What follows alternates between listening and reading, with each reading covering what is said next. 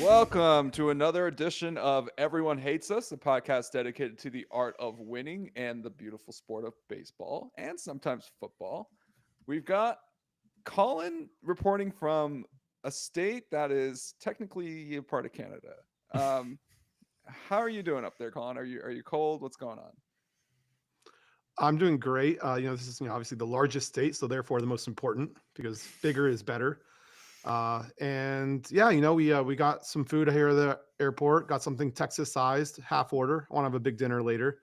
I think the rest of the time while we're in Anchorage, the high for the week is going to be 22 degrees.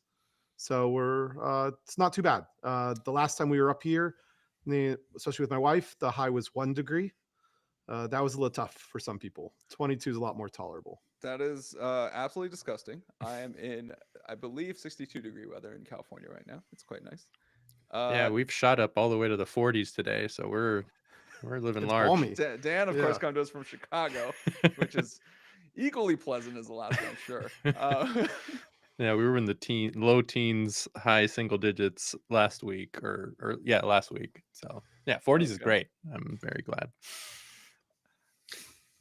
Oh, what's that sound? That's a beer I'm opening.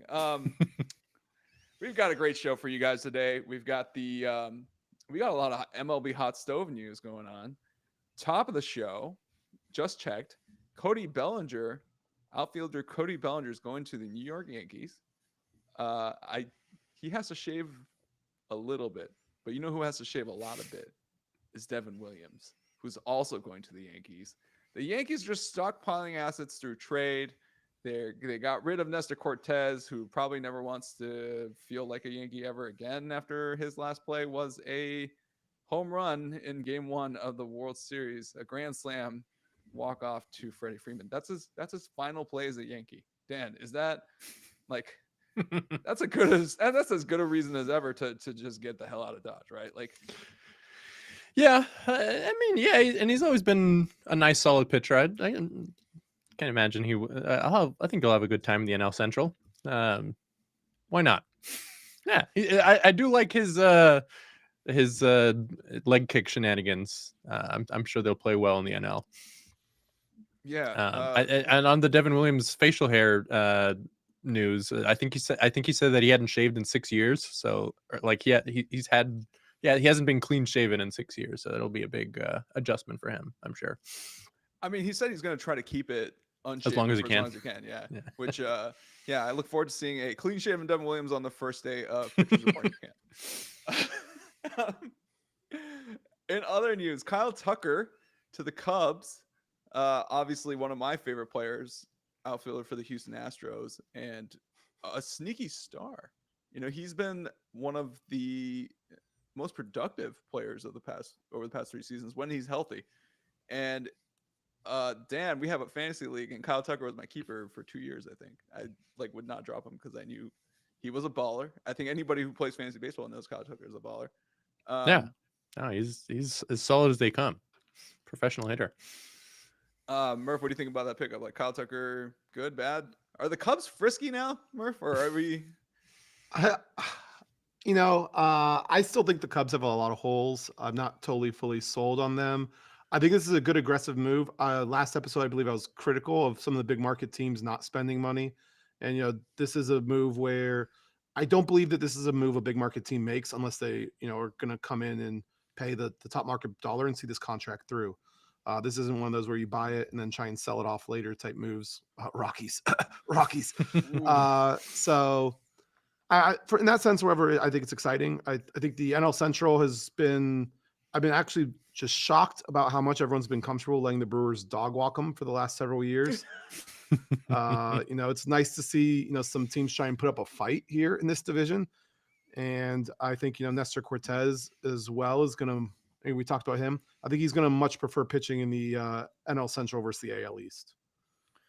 Yeah, rude that the Brewers have been, quote unquote, dog walking the NL Central. That's about the only thing they've been dog walking aside from getting dog walked in the first round of the playoffs practically every year. The NL Central is kind of, and I said in the group chat, it does seem like an unserious division. Like we're just kind of like, yeah, whatever, Brewers win, right? And it's just like, it's not just the fact that the Brewers do seem to have an unlimited well of talent. It's the fact that like players like Jackson Chourio just start like popping up, and we're just like, oh, of course, of course they have good players.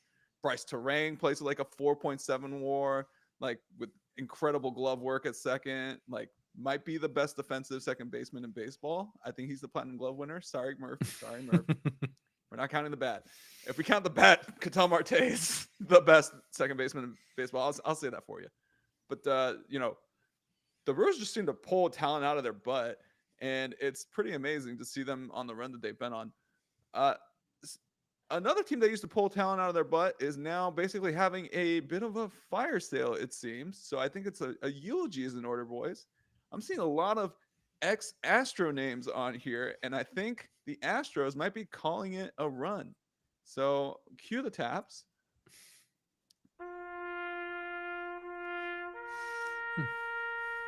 I just want to eulogize right now the Houston Astros of the past. I think this could be very premature, and you might really regret this segment. Hey, you know what? I can't hear you, Murph. Because Taps is playing. Carlos Correa is gone.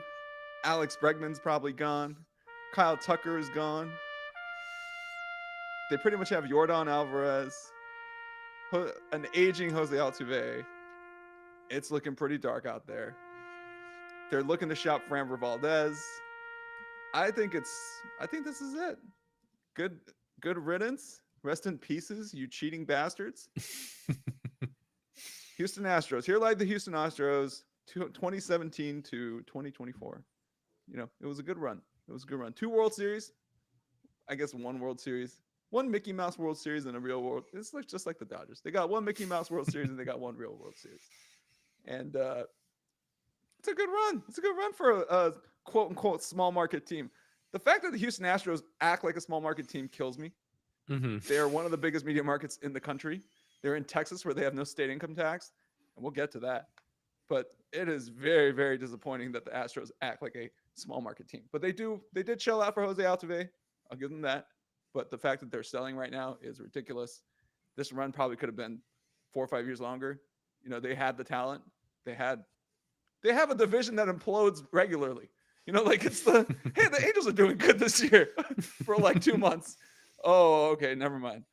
The AL West has been LOL Astros win for the past like decade, I feel like. And so RP to the Astros.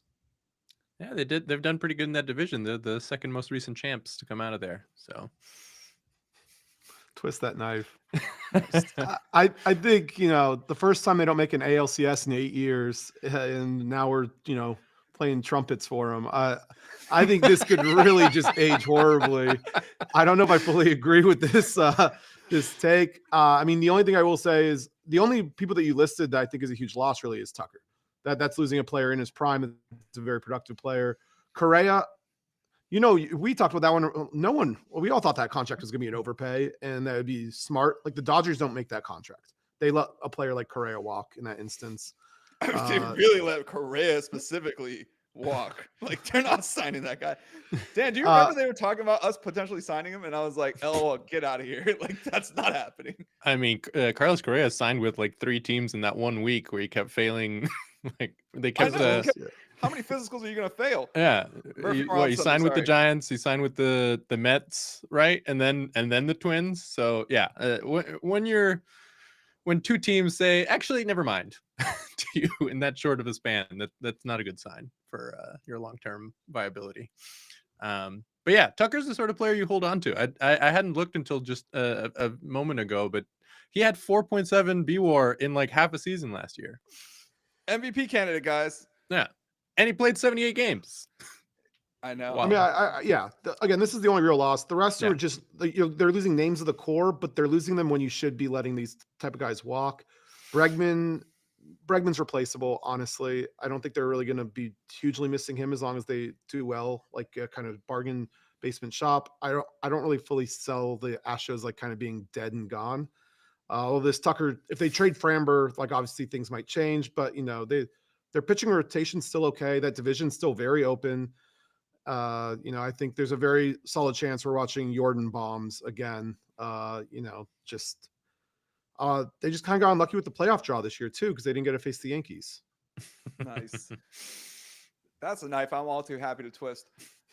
Murph, I like where you're going with that. That's classic Green Bay Packers fan logic. Is we're letting them go when we want to, and we got plenty more where that came from, and that is honestly, I'm looking at the stats here. They keep Ronel Blanco, who's a 30-year-old wonder. They've got obviously Yanier Diaz. They've got Jeremy Pena, who's still balling or relatively balling. He's fine. The shortstop hitting 100 OPS plus is balling. Okay, like that is congratulations. He's a solid piece. So Kyle Tucker, Bregman out, but that's 8.8 wins out the door. That's a lot, and Jordan obviously DH, but he mashes 172 OPS plus. He had himself a quiet season. Wow, look at that. So it looks like they know what they're doing, but like, I don't know, Murph. It does feel very fire saley. I don't know. I think I fall somewhere. Yeah, like I think they'll be solid, but when you're getting to the point where you're trading away a guy like Tucker, like in the middle of his like prime where he is right now, like that's not a good sign for a long-term success. It's the sort of the flip side of what we were talking about with Soto last week. Like a team is willing to spend and like pay to have a star, like that's a good sign for the rest of the organization. When on the flip side, if you're a contender and you're sending away a guy like Kyle Tucker, who's proven time and time again that he's a great hitter, like that's it doesn't bode well long term. Yeah. So I mean, I played the taps. I'm willing to wear it, but sorry, fellas. Like I think it's over. At least the run of dominance is over, and we're talking about quite the run there. I mean, they made so many ALCSs. They made the World Series almost. It felt like perennially. Yeah, that was an amazing team. So I'll give credit where it's due, even if they cheated. All right.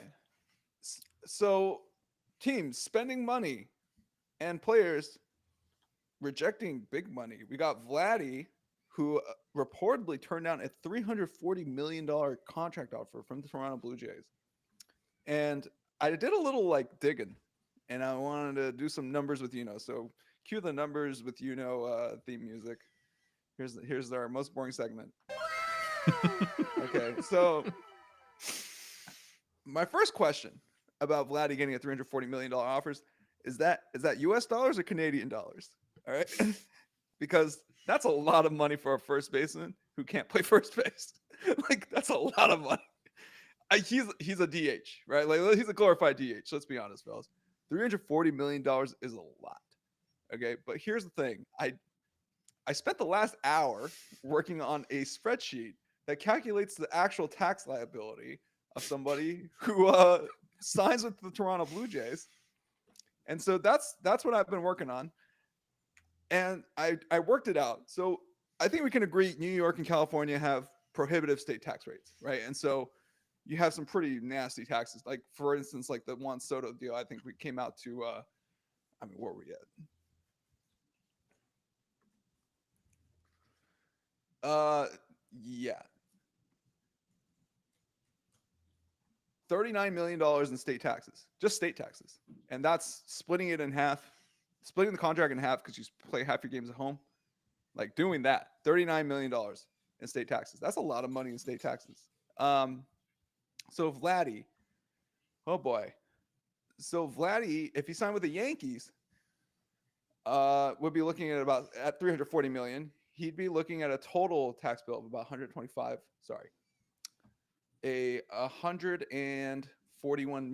million in taxes. Okay. What he pays in Toronto is $156 million. A $15 million spread between New York and Toronto. Like we always talk about New York as like, oh, bad taxes, like lots of taxes.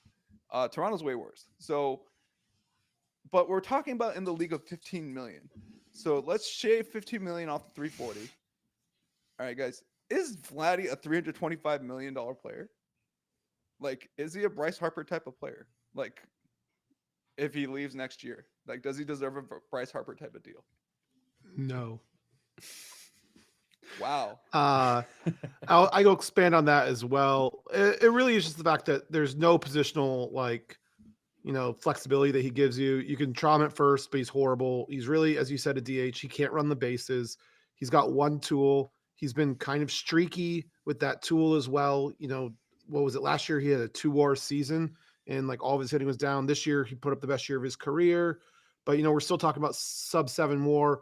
When we were talking Harper around this time, Harper had what was around more season. So the gap between the two is pretty huge. Harper can play the outfield before the Tommy John and first, and he's not horrible at it.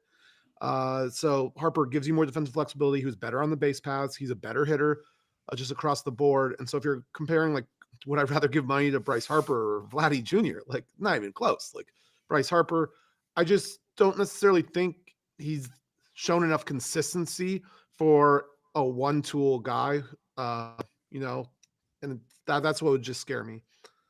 So yeah, I would say no. I wouldn't want to be the team paying him, but if it's Cohen's money, Cohen can do whatever he wants.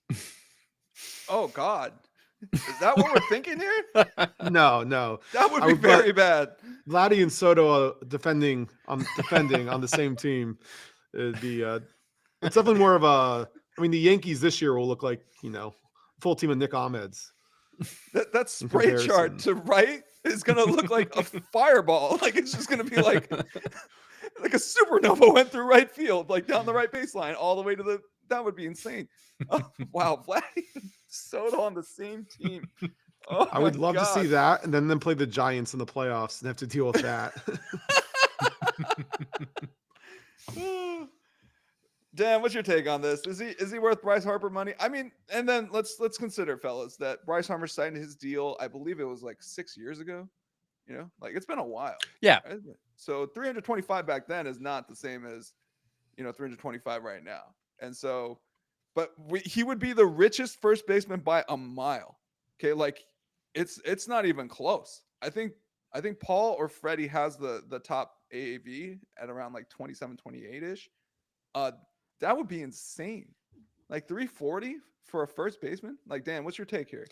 Yeah, I think if like contracts have definitely continued growing in the last 5-6 years, but not this much. Like if Vladdy at his best, like if you know that you're getting good Vladdy seasons every year, like because he's had 2 6-WAR seasons, if you're getting that every year, then yeah, absolutely, I'll pay for that even without the defense. But because he's been so up and down, so inconsistent, it seems like a crazy amount to offer, and it seems a crazy amount to turn down for him at this point, despite the giant dollars that you're seeing going elsewhere. It's Well, remember, Bryce Harper took a dunk the year before he hit free agency, and I think that was kind of the Boris effect, right? It's like, hey, don't hurt yourself playing, because like we're talking about literally third of $1 billion here.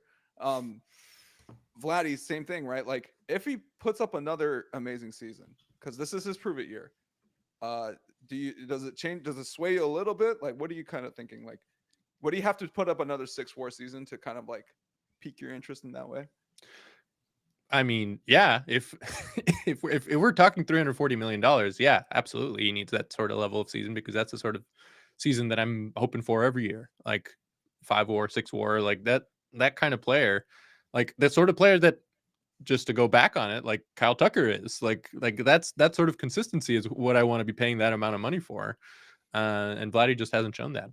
But when he's good, he's great. Like when he's at his best, he's one of the better hitters in baseball. Like second half Vladdy last year was crazy. Like if you're getting that, then yeah, absolutely. But he's been so inconsistent that there's no way to really know that you're getting that. I also want to push back a little bit on Bryce Harper's like dunking that one season. The reason why his WAR total was so low was because he absolutely just gave up fielding. He still had like a 133 OPS plus, which Vladdy's only beaten twice in his whole career, including last year. So Harper proved that he was still an elite guy with the bat. I think everyone knew that he just decided to quit fielding for his payday. That obviously didn't scare teams away from paying him long term, but I guess I just want to kind of point that out is, I mean, he was at like what, negative 21 fielding runs saved. Like he just stopped even like jogging. It was, but like he brought it with the bat. And so I just think that's a little bit different than talking about someone like Vladdy, who's been up and down with the bat, and the bat is the only tool he's giving you. But Merv, I'm also talking about the MVP sandwich years and those years around his MVP season, which were pretty horrendous. Okay, like all considered, like if you look at 2016 Harper, and again, we're talking about a 23-year-old, all right? Like he's gonna have some drop off or he's gonna have a little bit of inconsistency. But I mean, that's a 114 OPS plus is nothing great, and a 243 batting average. Like he had a real stinker of a year as well. So and Dan, to your point, and it's funny because we're talking about fantasy baseball team and two of his three keepers. Vladdy had a season, I believe, before the last season, or not this past, but the one before, where he said it's going to be a movie. He was like talking a lot of trash, putting a lot of pressure on himself. And I was like, oh, this is great. Like he's serious. Like he's going to come in and start mashing. And then to use the Chris Taylor phrase, he SHIT down his leg. All right. And I don't know, like these young guys who kind of put the pressure on themselves, but maybe he's overcome something. Maybe he's kind of like has figured something out, because clearly something was clicking last year. And first half he was doing nothing. Just so we're clear, like first half he was like, I'm not even gonna keep this fool this year. I kept saying, and then towards the second half I was like, keeping him. Sorry guys, not going anywhere. And so yeah, it obviously baseball is an up and down sport. That level of consistency that you see out of the Kyle Tuckers, the early career Mike Trouts, this is not normal. This is like the exception, not the rule. So, but yeah, Harper's had his fair share of crappy seasons of like really just people were talking a lot of trash about him seasons. And so it's not just the fielding, which was pretty bad that year. Like Murph, we were talking about it in the office. I remember like, oh my God, he's not even trying. Like, he doesn't care. We would sound like Bryce Harper lowlights, like defensive lowlights to each other. What do we call it? Like a defensive quiet quitting or something? It's just like, dude, I'm up for a contract. Yeah, Scott Boras told me not to move. But yeah. But the position thing though does matter though, because like who's going to pay him? The Yankees have Stanton in that DH spot. The Mets just paid Soto. Just kind of going through the big spending teams traditionally, like they're kind of already locked up there. The Red Sox are probably going to have to move Devers off of third at some point. He's still locked into a big move. The Dodgers, this is absolutely not Dodger move, is to throw this money at him. So I guess where's the Brinks truck backing up from? Because I just don't really see the team that's doing that for him, that has the pockets for it. And similar to like kind of what Dan and I were talking about last week, where these mid-market teams, they can't afford to have them put up 2-3 WAR seasons at that. Like that's a luxury purchase that teams like the Dodgers, Yankees, Mets can do by utilizing their salary to fill in like a league average player. But if you're going to pay this guy $320 million as a mid-market team, you need 6, 7, 8 WAR seasons like every single time. So I don't think those teams are going to be comfortable giving it. So where is that money coming from? Do the Giants dare spend? Like they're the one team that has the pockets, but his hitting profile does not fit that stadium at all. So again, I just don't see the team that's going to offer him more than what the Blue Jays are. Yeah, I thought 340 already was an overpay, and even in Canadian dollars, it was an overpay. Okay, like that's a lot of money for a first baseman. And guys, like first baseman should not be doing those types of. It should not start with a 2. All due respect, a first baseman should not start with a 2. There's no positional versatility. There's no additional value added, and the bar for being a productive first baseman is so high. You're up against Matt Olson, Freddie Freeman, Pete Alonso, like previously Paul Goldschmidt, Joey Votto was at the position. Like these are players that like the production at the position is extremely high already. And the premium that you need to be over that to justify that type of expense and the lack of positional versatility, it just doesn't make any sense to me. So $340 million, I thought was an overpay. I thought if Vladdy's going to get anything north of a 27 or 28 million AAV, it'd be on like a 5-year deal for like 140, 150. That's kind of what I was thinking. So that's my thinking, but that's just me. Let's move on from this topic. We'll be right back, and we'll get to a little bit of Hall of Fame update, and then we'll get into some football. All right. Good stuff, guys. I had a lot more negative things to say about Vladdy, to be completely honest. Don't you disrespect my first baseman. Yeah, I mean, I also had Harper had a 10 WAR season, not a 6 WAR season. There's a difference there on just what the peak that you're rolling with. No, I had a lot of negative things to Well, say. Harper had a shit sandwich like that one, the MVP year. Like he had a kind of meh year going into it. I think he was hurt for a lot of it. Yeah. And then they had the MVP season. And the year after that, he just shit the bed. Like I was just like, this guy's overrated. Like they're right. He is overrated. And you know, he's not. Damn, JT's getting fewer reps too. That's something we could have talked about. JT's getting kind of slowed down. JT Realmuto might have been like, is he catcher one? Was he catcher one until like Adley Rutschman, Will Smith, Contreras? Contreras is probably the Yeah, Contreras catcher one now, but like JT Realmuto catcher one was like an era. Yeah. I mean, like that was like a damn. Yeah. Whew. All right. Well, let's do it. 3, 2, 1. And we're back. Thanks for hanging in there. We got some Hall of Fame update coming from Colin. Colin, of course, keeps an eye on the Baseball Writers Association Hall of Fame ballots. He also kind of gave us a nice little insight last week about how CC Sabathia might be a first ballot Hall of Famer, which is insane. It's insane. I refuse to believe it. I'm plugging my ears. You cannot make that guy a first ballot Hall of Famer. I love you, CC, but God, no. Anyway, Colin, what's going on? Like, how many votes in? Any trends? What's going on? Yeah, so we'll just kind of recap, I think, the 3 most important people on this ballot. With 7.5% in, Ichiro remains unanimous. No position player has ever gone in unanimously. If Ichiro would be a fine person to make the first one, so it'd be great to see that continue to go. CC still on pace. Was on every single ballot in this past week. He's running at 93% right now. He's looking very strong to get in. And I also can say this week officially, Billy Wagner has made up all the ground he needs to do to become a Hall of Famer. He's picked up 4 votes. He was 5 votes shy last year. He's picked up 4 votes from people who didn't vote for him last year. One person who didn't vote for him is no longer voting, and the new voter that replaced him did vote for him. So he just needs everyone that voted for him last year to vote for him again, and he will be a Hall of Famer. So we are staring down a 3-person class, which is exciting. On other news, Carlos Beltran continues to be the largest gainer. There's a solid chance he makes the Hall of Fame next year. If not, I think he's a lock by 2026. But Beltran, Hall of Famer, seems like it's as rubber stamped as possible. Along those lines, not getting as much love, Andrew Jones. Andrew Jones was the highest returning player on this ballot, not named Billy Wagner. He's been making up some ground, but unlike Beltran's on his 3rd ballot, Andrew Jones is on his 8th. He only has two more.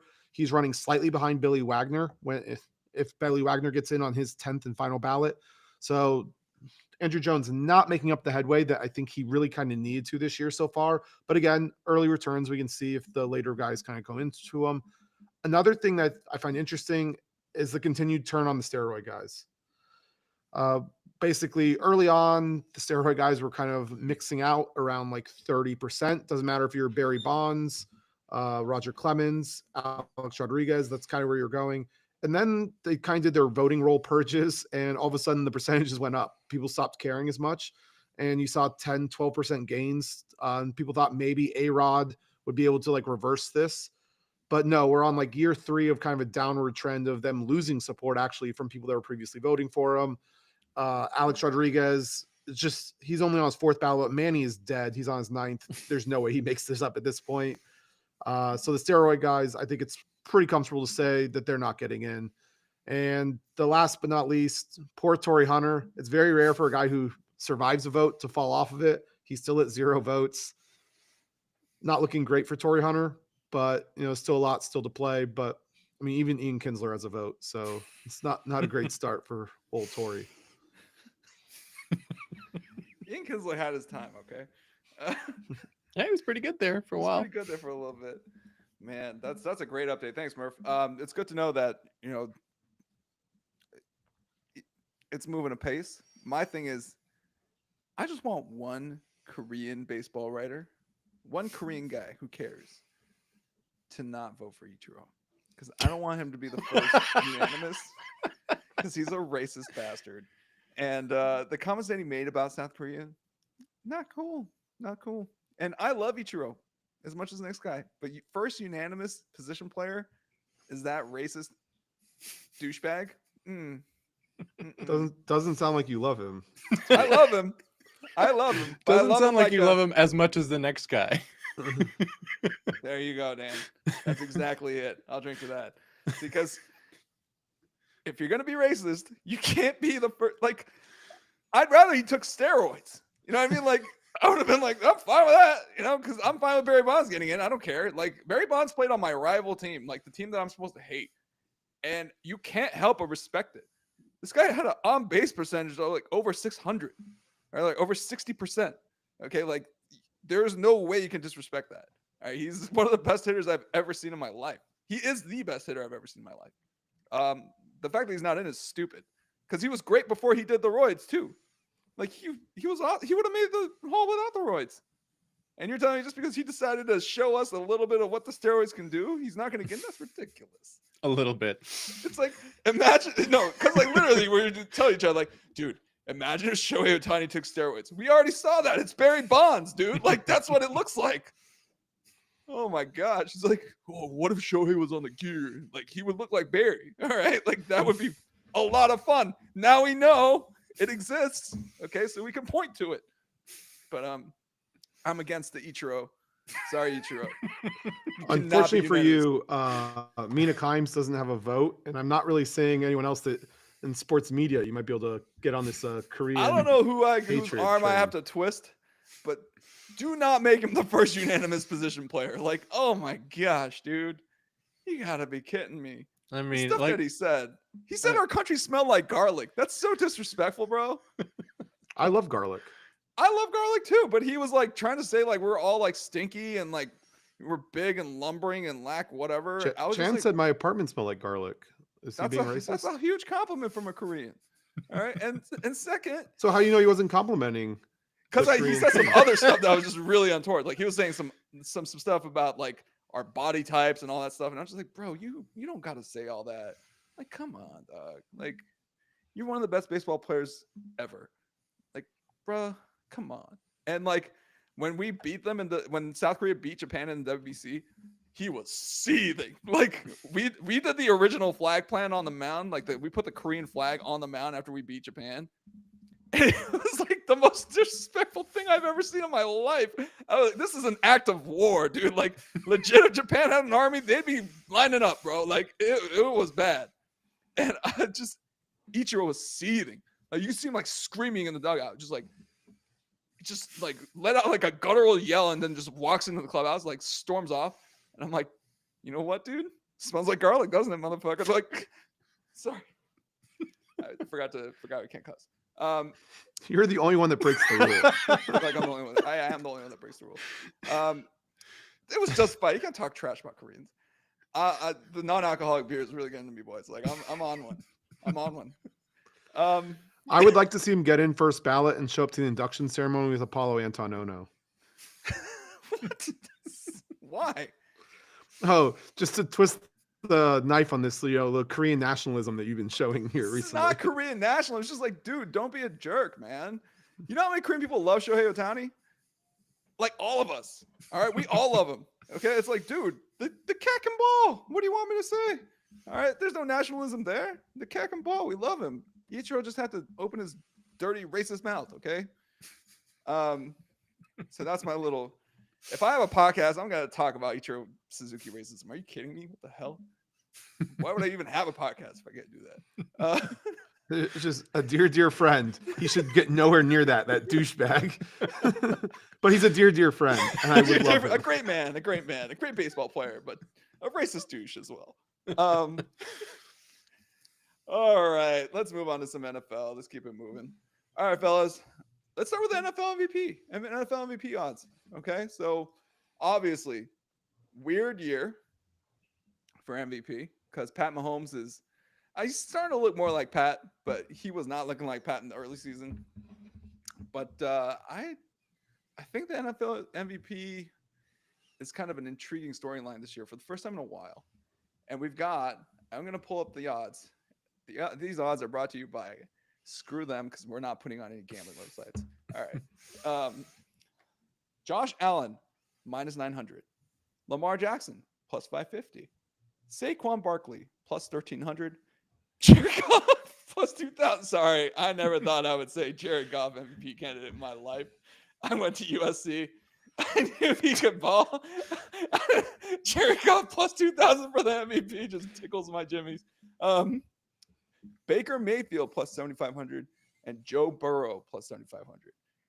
We'll stop at one guy and you guys know who it is. Sam Darnold plus 7,500 and Jordan Love plus 10,000. Sorry guys, the Darnold has spoken. Stop the count. I mean, it's not really Jordan Love's fault because, Malik Willis, just played so well that it makes him look less valuable by default. Well, your team is also good. You know what I mean? Like, that's what are you talking about? Like, your team is also good. And also, Josh Jacobs is running his butt off for you guys. Like, didn't this guy have 400 carries the other season? Like, I thought he's supposed to be dead. This guy's we're running out. him into the ground. You guys just running him in the ground. We are getting our money's worth. Yeah, you tell me that. My gosh. Yeah, no. So Jordan Love obviously looks a little bit worse for the wear, but all right, now at the top of this ballot, we got Josh, we got Lamar, usual suspects, right? We got Saquon, and we got Jared Goff, which we cut it off at Saquon. Murph, since you're the one who originated this topic, who's gonna do it? I think they're going to give it to Josh Allen this year. I do think the odds are way more in his favor than I think it should be based off of how close the race and from my gut feels. I feel like Lamar's stride for stride with them, really. You look at Lamar, it's actually kind of funny because everyone thinks of Lamar as the better rushing threat, but it's actually Josh Allen's rushing threat that actually has him above Lamar this year. Because if you do any adjusted net yards per attempt, which is a pure passing stat, Lamar Jackson is leading the league by a good margin. And that number normally correlates pretty highly with MVP. But another one that has recently is EPA per play, which takes into account, a quarterback's ability to rush. And Josh Allen actually leads that by a healthy margin. So Josh Allen's running is actually making up for Lamar Jackson's superior passing. I know casuals would probably be shocked to hear that, but that is absolutely what's happening right now. You can't help but to think that there's, in my opinion, there's two things driving the odds right now. One is team record. Despite the head-to-head win that Lamar has, they do have 5 losses. There hasn't been a quarterback hasn't won the MVP outside the top 2 seeds since 2008. So there's no way Lamar's getting there. Even if they beat the Steelers and win the division, which it's no guarantee they even win their own division right now, they're still not going to catch the Bills or the Chiefs, so they'll be a 3 seed at best. And I think the other thing is I think from the voters, there's going to be a general feel that they kind of gave Lamar one last year, where that was one of the weakest MVP years. I would also throw back since 2008 because I do not like that Peyton Manning 2008 MVP at all. But I don't really love Lamar's argument for that one. I think it's going to make it easier for people if they're flipping a coin in their head to, have that coin flip fall Josh Allen's way. Dan, take? Yeah, I think, MVP, for better or worse, definitely has a narrative component. And I think a couple of the things that Colin said, the team record matters, even though, you can argue whether it should or it shouldn't based on your definition for MVP. But it does matter in the real world and how they're selected. And yeah, there's got to be some element of voter fatigue. Like Lamar's won it twice and he won it last year. And now there's a guy that's playing just as good, arguably better on a team that's doing better. And that's the sort of guy that wins MVPs. And yeah, I would also think that some people see Josh Allen as due, like he should be winning. And he's having the season that, again, he's having the sort of season that wins MVPs, and yeah, I fully expect him to win if he keeps playing how he has the last couple of weeks. If you're having a season that wins MVPs, maybe don't lose to the Los Angeles Rams. I'm gonna come in here and come in hot. All right, you know who beat the Rams by himself practically? My boy Saquon Barkley. All right, I don't want to hear it. Okay, if we're gonna use the Rams as the measuring stick, I think Saquon Barkley deserves to be MVP. All right, and he took a fat poop all over the Rams run D. It was glorious. No, I'm with you guys. Obviously, I can't do this. I'm not even drunk enough for that. So -500 for Josh actually sounds about right. He's got a snoozer last 3 games. They got the Pats twice and the Jets. This thing's so Also, not bad. Like, shame on the NFL schedulers for putting 2 division games, like playing the same opponent twice in 3 games. That's ridiculous. Like, I spread mean- that out. Yeah, that's a bit silly. I've had problems with the like again here in Chicago, like the Bears are on TV all the time. I feel like they just played the Vikings and they play them again this weekend. yeah, no, they keeps just had happening. the OT game, and then now it's like, Yeah. yeah. I mean, but can we talk Well, about those Vikings jerseys? The Dan, can we have the a Bears fashion didn't second really- with Dan real quick? Sorry, the Bears Murph. didn't really play last night, so I would That's argue that very there was rude. one game and Very maybe unnecessary. All right, my boy scrimmage. Caleb came through in garbage time. All right, like, Yes. fashion No, second. What do you think about those white jerseys, Dan?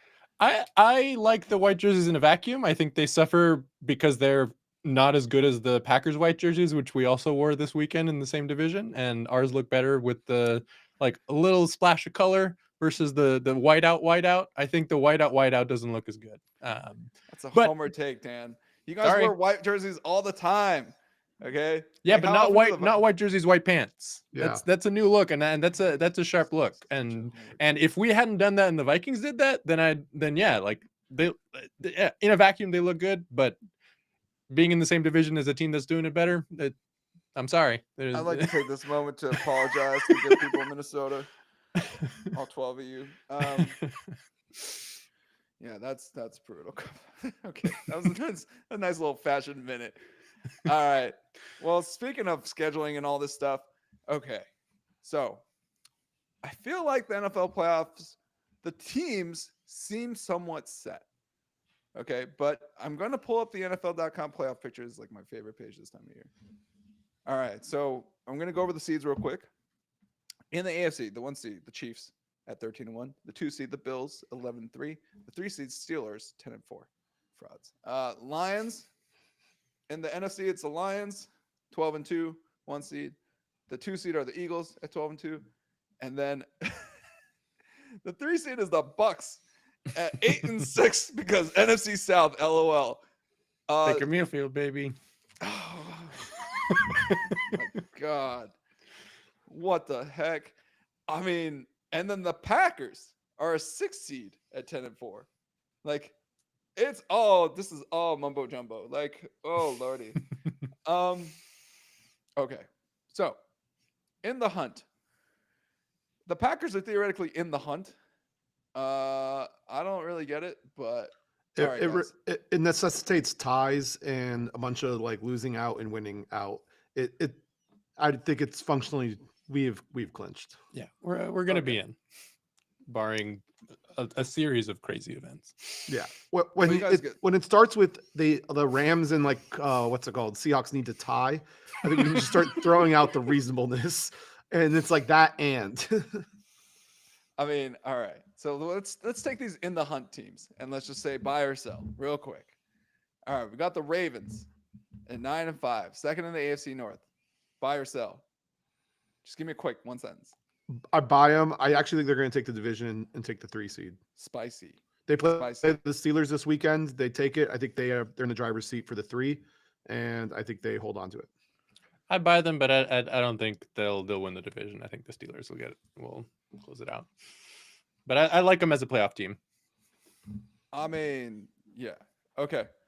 Broncos, 9-5, second in the AFC West. Buy or sell? I don't buy the team, but I buy them making the playoffs. They have too big of a lead. I don't like this. The Dolphins, I think, are probably their biggest competitors, and they're playing, a Niners team that seems to want to put all their rage on Devondre Campbell out on whoever they're playing next, and that could be a pretty rough game for them. All right. And finally, the Chargers, 8-6. They're in the AFC West. Their current chances playoff probability, NFL.com has it 87%. Chargers buy or sell? I think some Jim Harbaugh BS gets him in the playoffs. I think, yeah, I could easily see that happening. I hate that guy so much. Murph, Chargers, an yes, sir. unremarkable team, but it's the sort of team that just like will get regular season wins, but I don't see them doing anything in the playoffs. My Me thing either. is that's a defensive team, and they gave up like freaking 30 points to the Ravens, 40 points to the Bucks. Like they're supposed to be good. Like what happened there? 40 points to the Bucks, and then that offense does nothing. Yeah, You know, well, like- and they just lost Dobbins, which is not going to help. Yeah, I mean, but end of the day, they have a 2-game lead on the playoffs, and they still have yet to play the Patriots and the Raiders. So those are trap games for that team, man. They can't score points. All right. yeah, I think they'll make it in. Okay, let's go to the NFC side, and we have one spot that's kind of spicy. All right, so we got the Bucks, 8-6. I think we kind of talked about they're probably in. They're probably winning the NFC South, right? The Rams are first in the NFC West, and their probability is 54%. So they don't own a tiebreaker or something, right? Like, what's going on here? What do you guys think about the Rams' chances? I mean, they've been hot. They've been playing well since they got healthy. They started 1-4, I think, and now they're like they've been sort of on a run since then. And I think I like them to win the division over the Seahawks. I think. I mean, I think that the receiving pair has been playing well, and that's a tough group to stop, especially with Kyren Williams as well.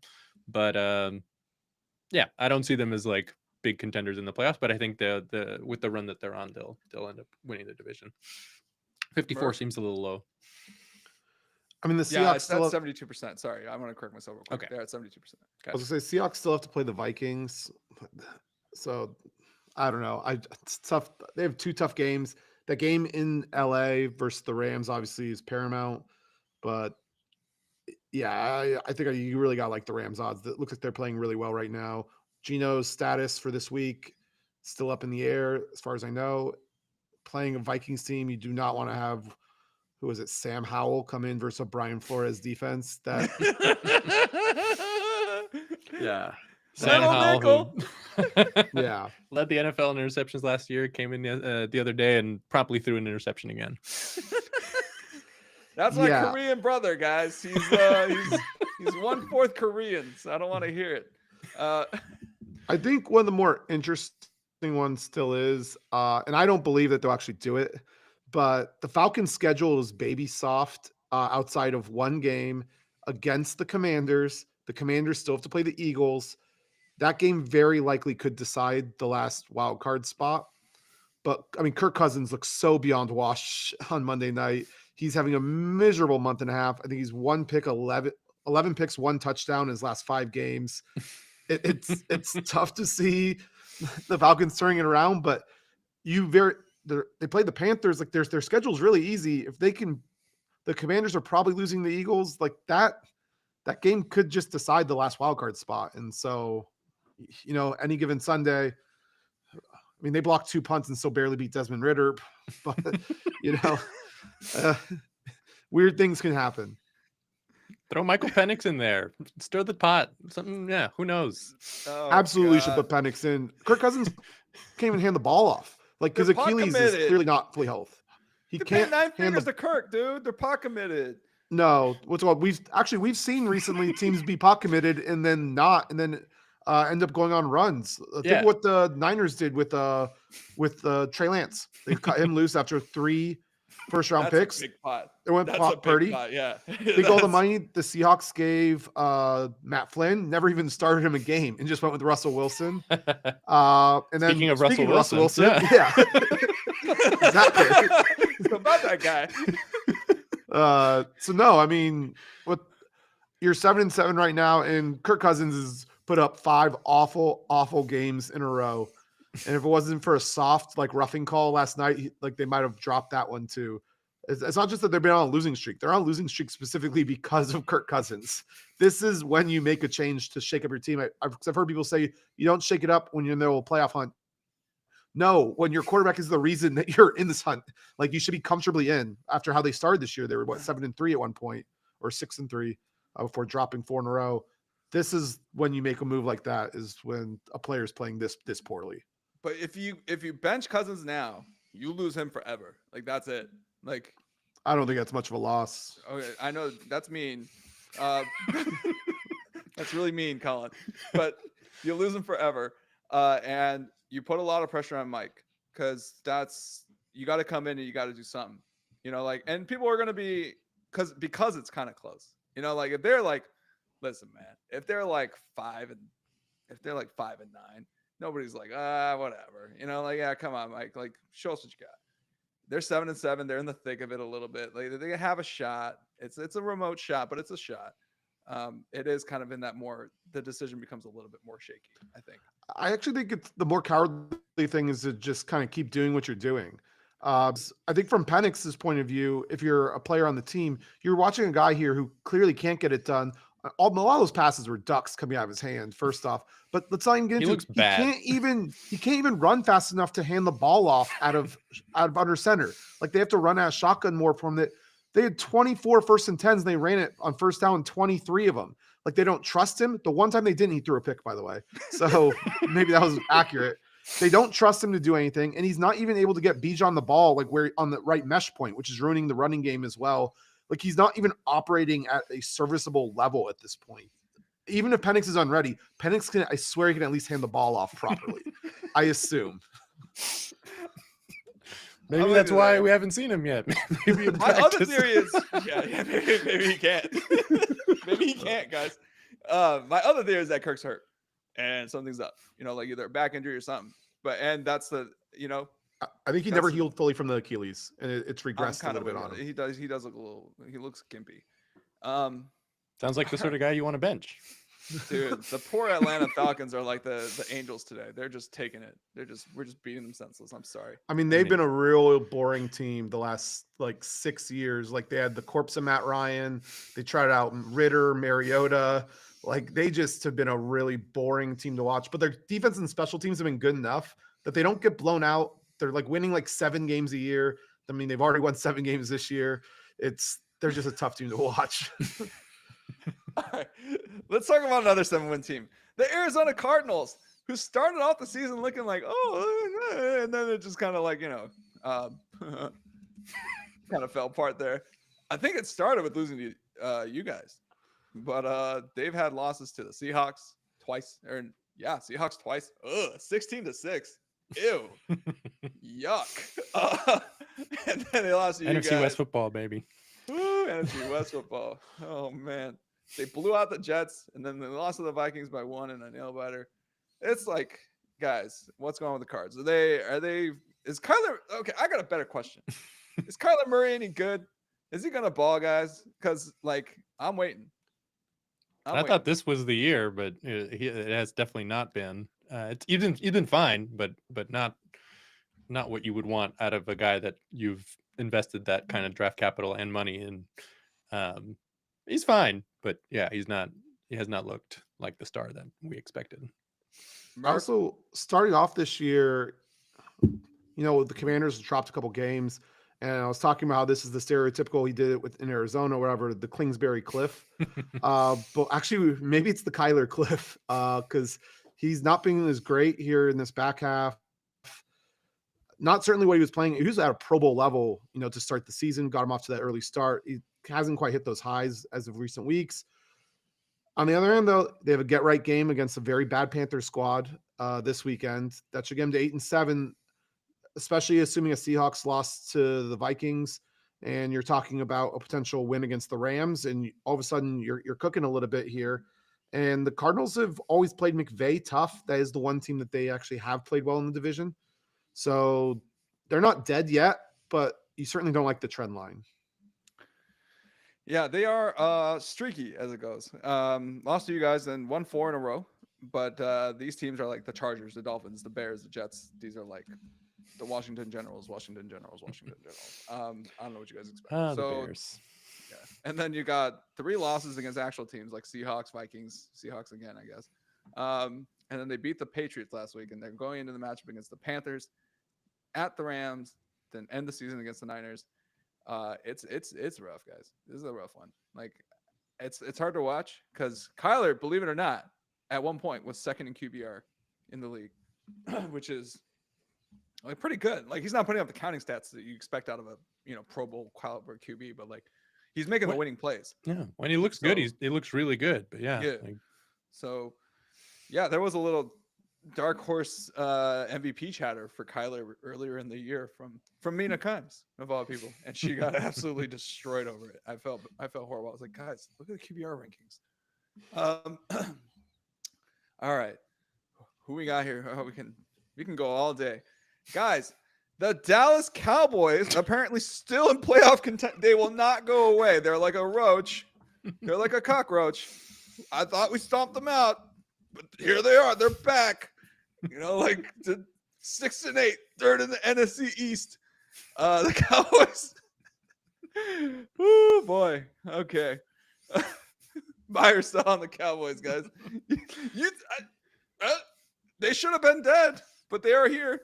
I buy the fact that they can play spoiler in the last couple weeks of the regular season. I would not be surprised if they end up being a really, really rough loss for a Bucs team that can't afford to drop one, ruin the Eagles shot at the 1 seed or the Commanders wildcard spot. Like they have 3 juicy playoff matchups down the stretch here. Keep in mind, Mike McCarthy winning record with Cooper Rush as a starting quarterback. That's a real stat. He's routinely played very frisky with Dak sidelined, specifically with Cooper Rush. I think they take one of these 3 games and they affect the playoffs, but not because of themselves being functionally relevant about making it.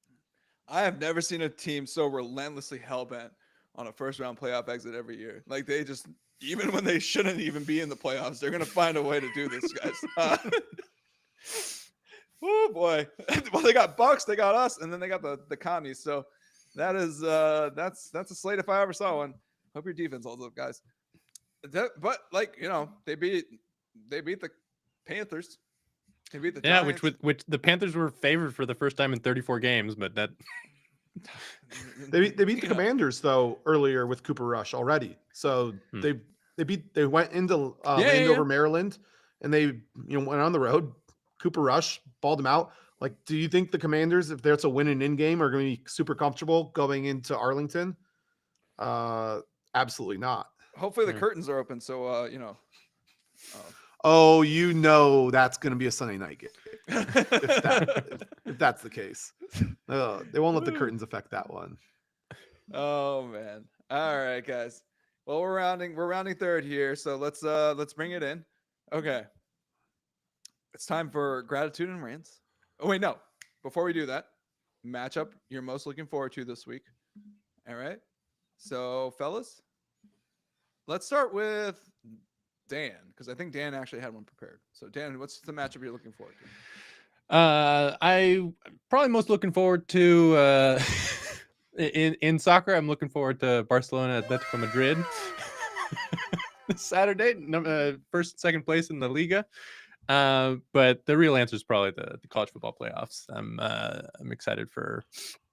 Yeah, a lot of matchups we haven't seen before. If I'm watching one, probably Texas Clemson would be the one, which they've never played before, which is wild because they have 7 combined national championships and they've never played. Texas sucks. 7th best record all time in winning percentage for Texas. Yeah, and how many of those were during the time that like Clemson was good? AKA in the past like 2 decades. Like I haven't seen Texas do jack. Yeah. Who you got? I think Texas wins. Ooh, spicy. I'm not really sold on Texas at all. The quarterback, Ewers was looking rough for sure, but I think the rest of the team is good enough to beat Clemson. I don't think they'll advance further in the playoffs, but I think I guess the thing with me is Clemson's so bad defensively versus the run, but Texas doesn't really run the ball very well either. And so then it's Evers. If he struggles, they're going to start doing that thing where they start benching him for Arch. Then Arch will not do anything, and they'll put Evers back in, and the whole team just kind of starts like that's what happened in both Georgia games or whatever, where Sarkisian just can't make up his mind on what quarterback he wants to back. And I feel like this Texas team is a classic Texas team where it's super talented, but they're getting the less out of some of their parts that they really should. And Dabo's proven, even though he is kind of a dick. That's You know, probably a plus in college football. Like, works in your favor. I mean, now that Nick Saban's out, I feel like Dabo's the one who's going through it the most with this NIL and like transfer portal stuff. Like, he's probably just like, what is going on? Like, I mean, he's mostly refused to engage. Like, I think they had like almost no transfers. that's how you know, like, it's not going good. You know, like, but shout out to Clemson. They're still in it. Mm-hmm. But like, I don't know. That might be one of the taps is like the Clemson run of dominance being over. But Murph, matchup you're looking for. So heading into this, and it's still on Sunday. Steelers Ravens is going to be the game that probably catches my most eye because that's going to decide the AFC North. But similar, I think the college football playoff has a bigger effect of the landscape here, of the sports landscape. I would probably say of those games, Ohio State, Tennessee is the one, just because, man, the calls for Ryan Day to get fired if he loses at Tennessee are going to be pretty loud. The fan base already is pretty entitled and pretty much hates him. To go out in the first round to a Tennessee squad, they're good, but this is a team that Ohio State should beat. And this is a team that fan base expects to beat, especially because it's going to be at the Horseshoe. I think this is one of those things where you could see a potential whole changing of the guard with Ohio State. I mean, there's not a lot of love for Will Howard. The Syracuse, coaches, quarterback, everyone's been trolling them for forcing, him out or ever replacing him with Will Howard. It's that decision's gotten a lot more scrutiny with, after the Michigan game. So I think there's a lot on the line for Ohio State here. I think if they lose to Oregon in the quarters, I think a lot of heat's let off. Like, people are still going to be mad at Day, but losing to Tennessee will start taking this to maybe a light boil. That seat might be simmering a little bit. You know what ignited the seat for him was the flag planting. I don't even think it was the losing. I think it was the flag planting. They're just like, what? Oh, he just like stood there and did nothing. What do you want him to do? Pull out a gun and shoot a kid? Like, most coaches go out there and try to stop their players from assaulting other people and be de-escalators in a conflict, not literally do the same amount that I did with 2 beers in my hand on the couch. I mean, we're both equally as effective in stopping that brawl. Whatever, dude. Just let the players have their time. You know what I mean? Like, dude, at least at the very least, prove to your players you got their back. Go in there, get in front of the mace that the cops are spraying. Show that you will protect them. Yeah, that's the Colin Murphy School of Coaching right there. Get maced, get tased. I will also say Tennessee, Ohio State, also a very rare matchup. It's only happened once before in their history. It's also two pretty big programs. I really like this about the college football playoff. We're getting some cool, fresh matchups. Is it fair to call this the Eddie George Bowl? He won the Heisman with Ohio State, has best years of the Tennessee Titans. Is it fair to call this the Eddie George Bowl? He didn't play for the Vols, though, right? So, no, he didn't. Yeah. I can't really give him that. Nah, but both fan bases presumably like him. I see the argument. Why not? Who knows when they'll play next? Yeah, I mean, it's only happened twice, so that's where we're at. What's my matchup to watch? Guys, I gotta be honest with you. There's not really a matchup. There is a feud I want to watch, and it's something that you guys probably don't care about. But since you guys want to talk about soccer, I'll talk about my fake support. WWE, Seth Rollins versus CM Punk is finally happening. This is a feud that's been simmering over for a couple of years now. And CM Punk has returned to WWE and has been here for a year now, a little bit more than a year. And it's these two guys are kind of like, there might be actual beef. Like when Punk left, so they're both guys from the Midwest. Seth Rollins has been the kind of torchbearer for the WWE for like so many years now. And he's that guy. The WWE has like part-timers like The Rock and Roman Reigns. Like these guys who end up being actors and go to Hollywood. Seth Rollins is that guy who's there every day. He's the one who's just like, putting in work, going to all the shows, like, has been basically kind of a quasi face of the company. And CM Punk is like famously the guy who left the company, was trashing like all of its practices and was just like openly just bashing the WWE while Seth Rollins is there. And Punk came back And there was like speculation that there might be real heat between these guys, but I think it's all gone. Like once you guys get in the same locker room, it's kind of like, all right, it's cool. So, but I still want to see this feud. So that's my matchup to watch. Like, because guys, it's like it's Lakers versus Sacramento Kings. Like USC's not in it. You know, baseball's over.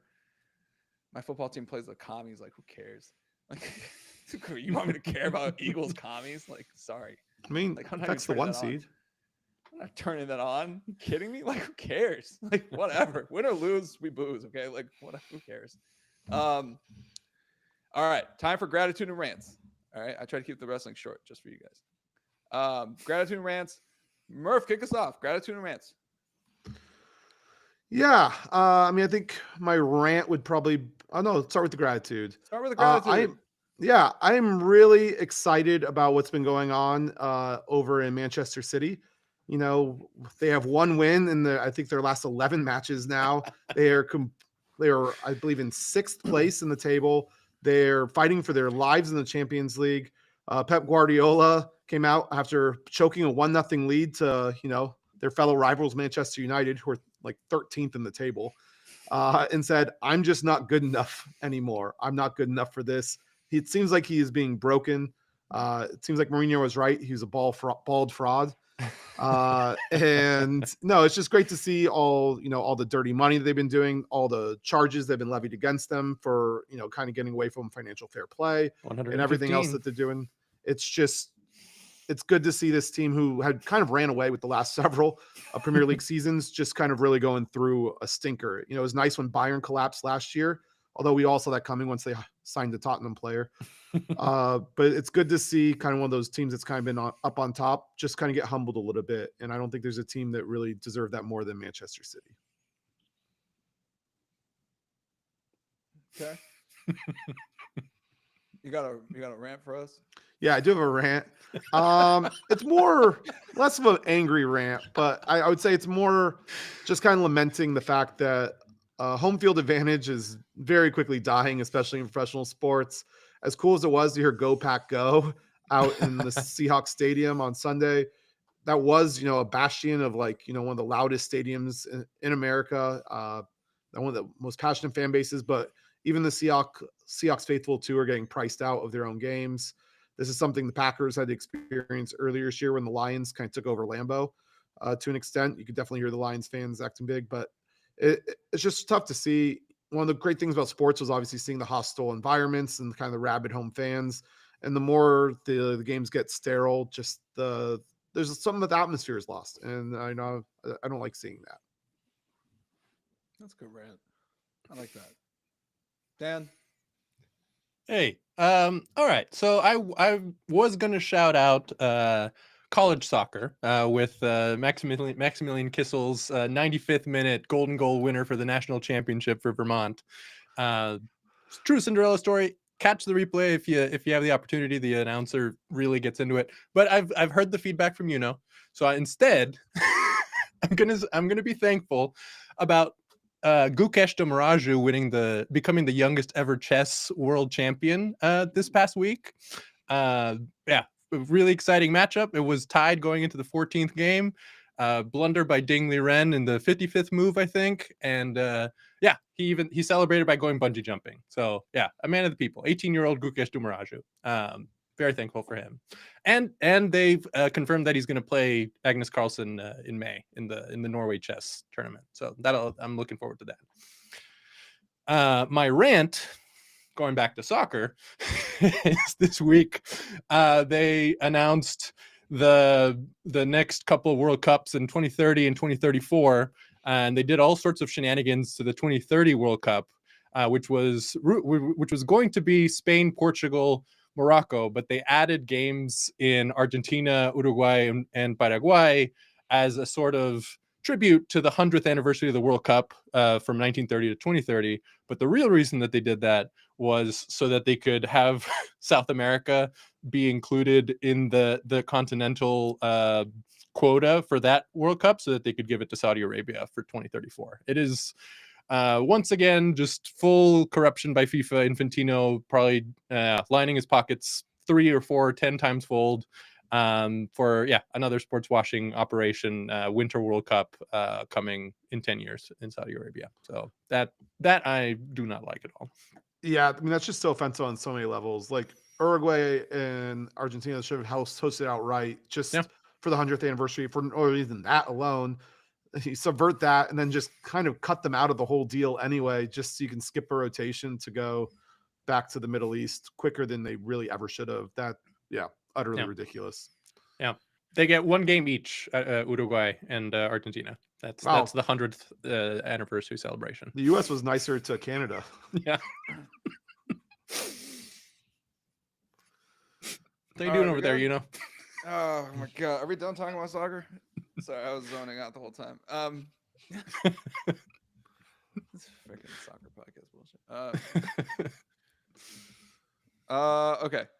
Yeah, let's do gratitude rants for me. I'll do a real quick gratitude, and I'm kind of late on this one, but I really think I ought to. Uncle Steve, I just want to thank you. 765 million over 15 years, and it cost you close to $750 million. The reaction from the Yankees fans, priceless. Oh my gosh, the Bronx is in shambles. They're freaking out. I've never seen anything this good. I mean, they are just negging the crap out of a guy who literally carried them kicking and screaming into the World Series. Like, the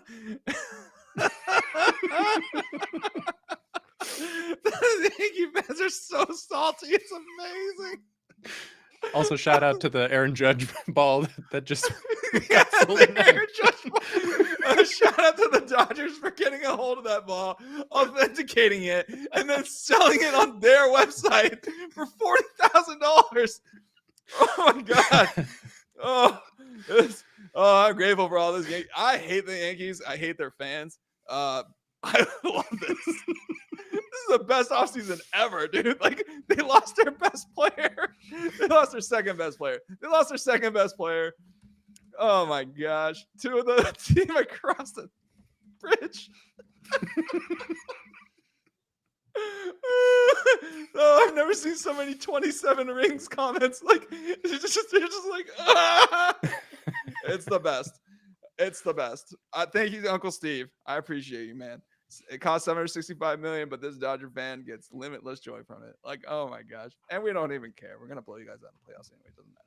Like, I just love that the Yankees are just melting down over this. My rant is actually baseball related. Rafa Nieves, agent for A1 Teoscar Hernandez of Republic Sports. Rafa, you're saying that you're not going to take deferred money on Teoscar's contract, and I got a newsflash for you. Everybody on our team takes deferred money. Okay? So you want to come in here talking that mess about, we're not deferring any money. Well, you deferred money last year. All right. And you were gloating mid-season about how, nobody wanted me, but now he's good. Look at him go. Like, bro, everybody defers money on our team. Okay. That's the bottom line. So don't come in here with we're not going to defer any money. Bro, the fact that we're moving heaven and earth to make room for Teo on our team. All right. Like, Mookie Betts is playing effing shortstop. We signed Conforto to be on the other side as like an insurance policy. I don't want to hear it. Rafa, get your client to sign on the line. This is insane. Like, I don't know how much longer I'm going to wait for this, but this is ridiculous. We parted the seas. Don't piss on the sand. Okay? Like, we're not taking deferred money. Shut up. All right? I want to hear it. And Teo, come back. We need you, baby. All right? That concludes it. Great week. Colin, stay warm. Dan, you too. Stay warm.